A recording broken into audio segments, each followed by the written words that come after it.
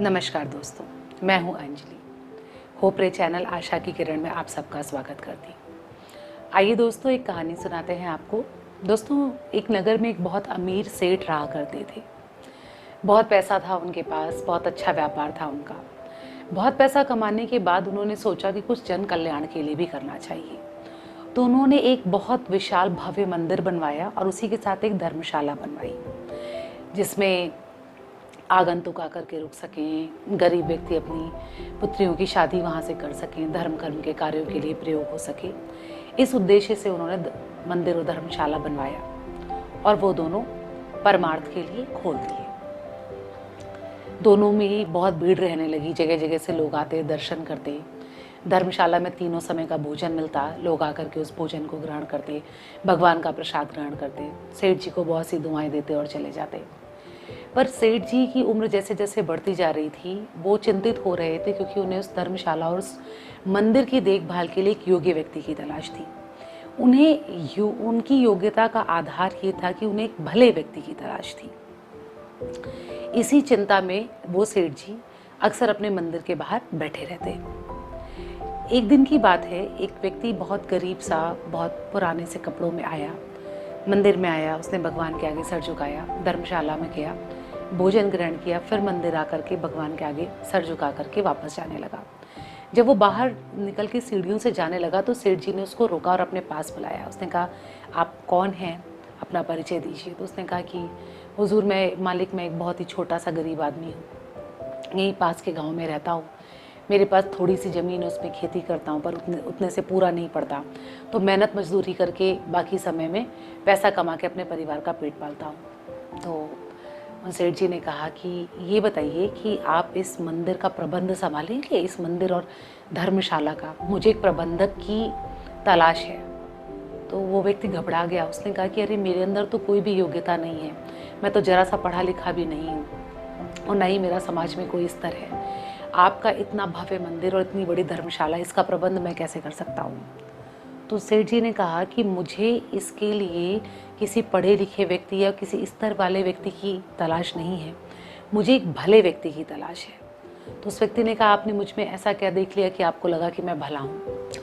तो वो सेठ जी बोले कि इस मंदिर की सीढ़ियाँ जब आप चढ़ रहे थे तो मैं आपको देख रहा था। इस मंदिर की सीढ़ियों की शुरुआत में एक ईंटा तिरछा तिरछा लगा हुआ है, जो कि थोड़ा सा बाहर निकला हुआ है और हर आने जाने के पैर में लगता है। वो लगा नहीं है, वो मैंने जानबूझकर वहाँ पर लगवाया है और मैं महीनों से बैठकर यहाँ ये इंतज़ार करता हूँ कि कभी कोई आएगा और उस ईंटे को बाहर ये सोचकर निकालेगा कि ये सब आने जाने वालों के पैर में लगता है, किसी को इससे ज़्यादा चोट भी लग सकती है। और ये काम आज आपने करा। आपने रुक करके पहले उस पूरी ईंट को खोद करके बाहर निकाला और फिर वहाँ पर दूसरी मिट्टी ला करके भर के उस जगह को समतल किया। आप ज़्यादा भला व्यक्ति मुझे कहाँ मिलेगा? तो उस व्यक्ति ने दोनों हाथ जोड़ करके कहा कि मालिक, मैंने तो बस इतना सोचा कि कोई अगर किसी छोटे बच्चे के लग गई तो उसका हाथ पैर में चोट आ सकती है, कोई बूढ़ा व्यक्ति इसमें लड़खड़ा के गिर सकता है, तो और दिक्कतें हो सकती हैं। बस यही सोच करके मैंने उसको ईंट को निकाल दिया।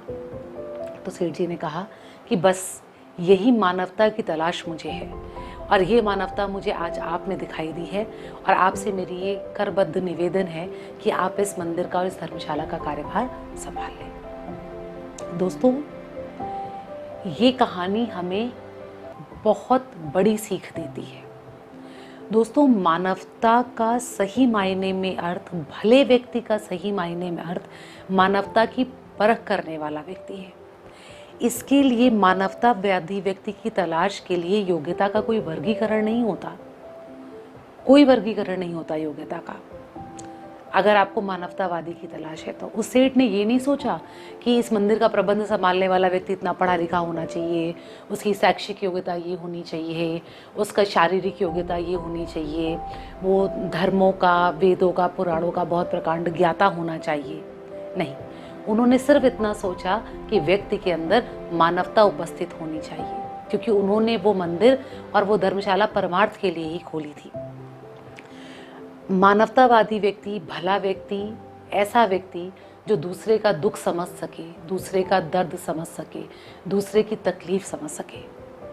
दोस्तों, हम अपने सामान्य जीवन में किसी भी व्यक्ति को उसके स्तर से, उसके रंग से, उसके रूप से, उसकी शैक्षिक योग्यता, इन योग्यताओं के आधार पर किसी भी व्यक्ति का परीक्षण निरीक्षण करते हैं, परंतु व्यक्ति की असली परख उसकी मानवता है। यदि उपरोक्त गुण, ये रंग, रूप, स्तर, ये सब व्यक्ति में नहीं भी है और व्यक्ति यदि भला है, उसमें यदि मानवता है तो चल जाएगा। लेकिन यदि व्यक्ति में सारे गुण हैं और व्यक्ति भला नहीं है, उसमें मानवता नहीं है, तो याद रखिए ऐसा व्यक्ति कतई विश्वास के योग्य नहीं है। और जो व्यक्ति विश्वास के योग्य नहीं है, जो व्यक्ति के अंदर मानवता नहीं है, तो उसके बाकी समस्त गुण भी किसी काम के नहीं है, किसी भी काम के नहीं है। क्योंकि रंग, रूप, शैक्षिक योग्यता, शिक्षा, ये सब तो व्यक्ति को मिलने वाले अवसरों पे निर्भर करती है कि किसको क्या वातावरण, क्या परिवेश मिला है, कौन सी परिस्थितियाँ मिली हैं जिसके अंदर उसके अंदर इन गुणों का विकास हुआ या नहीं हुआ। परंतु दोस्तों, व्यक्ति का निर्मल चित्त और व्यक्ति के अंदर का परोपकारी स्वभाव व्यक्ति लेके पैदा होता है। इस बात पर गौर फरमाइएगा। धन्यवाद दोस्तों। आशा है कहानी का संदेश आप तक पहुंचा होगा, और अगर आपको चैनल पसंद आ रहा है, कहानियां अच्छी लग रही हैं, तो इसे लाइक, शेयर और सब्सक्राइब करना ना भूलें। गुड लक दोस्तों।